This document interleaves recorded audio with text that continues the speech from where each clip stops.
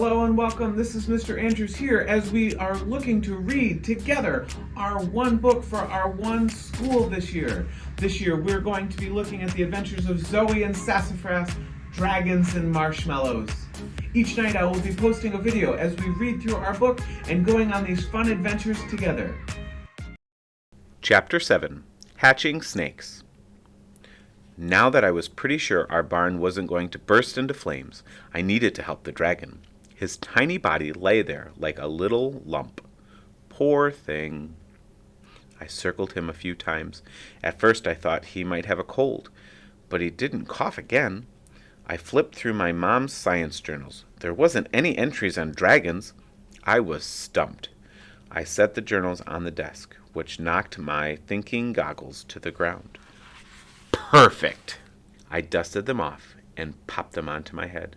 I could feel a memory tickling my brain right away. Something that had happened last summer? Something with the forest? That was it! Last summer, Mom and I were on a walk. Sassafras, who never misses a good hike, stopped in his tracks by a pile of rocks. He wouldn't budge. My mom knelt down to see what was so captivating. Zoey, do you see the little head peeking out of that egg? These snake eggs are hatching. Let's watch. Each little snake head pushed and pushed until, boom, its egg burst open and a baby snake slithered out.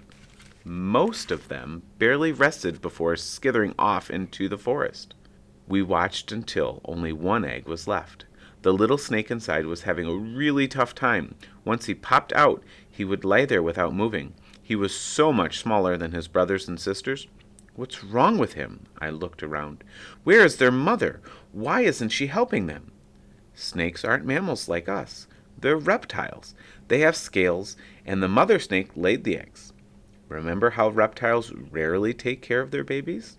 I did remember reading that, but now that I'm seeing it in person, it seemed cruel.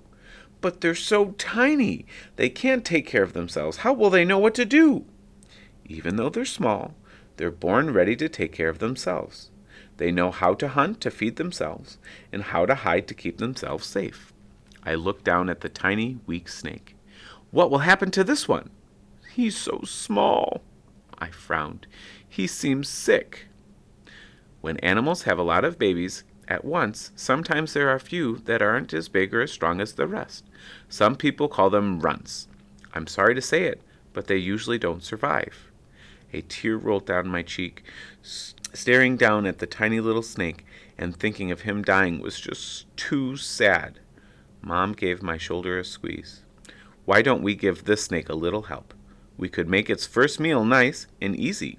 It might give him a boost. Many baby snakes like to eat worms.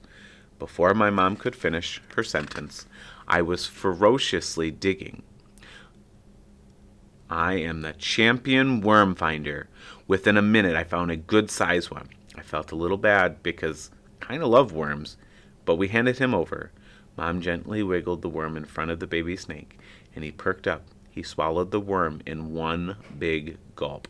Sassafras yelped as his little snake came to life and bolted into the bushes. I patted my thinking goggles. That was it. Maybe this baby dragon was a runt of his litter. Maybe he was hungry. I'd solved it. All I had to do was get some... Wait, what do dragons eat? Thank you for going on this adventure with me as we work through our book, Zoey and Sassafras, Dragons and Marshmallows. We'll see you next time.